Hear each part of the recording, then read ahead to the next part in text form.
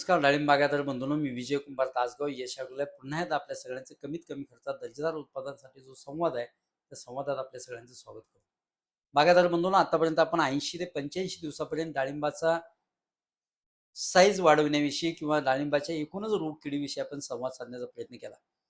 बागायतदार बंधूंनो, जवळजवळ 85 दिवस पूर्ण होत आले डाळिंबाचे.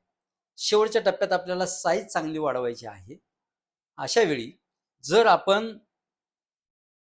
एक स्लरी ड्रीपमधून दिली, म्हणजे एकरी 100 ml Planofix, 2 kilo green humic, 5 kilo चांगल्या दर्जाचा 6 बेस, शक्यतो यशचा असेल, आपल्या कंपनीचा असेल तर अत्यंत चांगलं.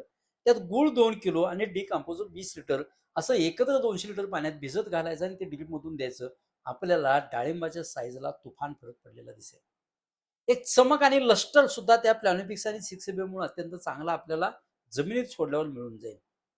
त्याचवेळी जर आपण डाळिंबाच्या साईजसाठी एकरी 150 ml वाय पॉवर आणि 1 लिटर इमेन्स कोणत्याही औषधातून किंवा प्लेन जर फवारणी केली तर आपल्याला अत्यंत चांगला फायदा डाळिंबाच्या चकाकीचा आणि फळ वाढण्याचा, दाना वाढण्याचा आणि त्याचा कलर मेंटेन होण्यासाठीचा अत्यंत चांगला फायदा आपल्याला ह्या स्प्रेचा होऊ शकतो. बागायतदार बंधूंनो, ह्या दोन गोष्टी, एक ड्रीप फवारणी, ड्रीपमधून आणि एक फवारणीतून सांगण्याचा प्रयत्न केलाय. नेमकेपणाने ह्या दोन्ही गोष्टी करण्याचा प्रयत्न करा. अत्यंत चांगला परिणाम आपल्याला ह्या दोन्ही गोष्टींच्यामुळे फळावर दिसेल आणि अत्यंत खर्च सुद्धा कमी होऊ शकतो.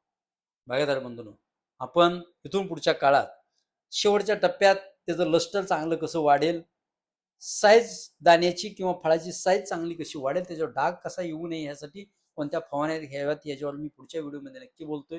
माझी विनंती आहे आपल्याला की हा व्हिडिओ जास्तीत जास्त डाळिंब बागायतदारांच्या शेअर करण्याचा प्रयत्न करा. धन्यवाद.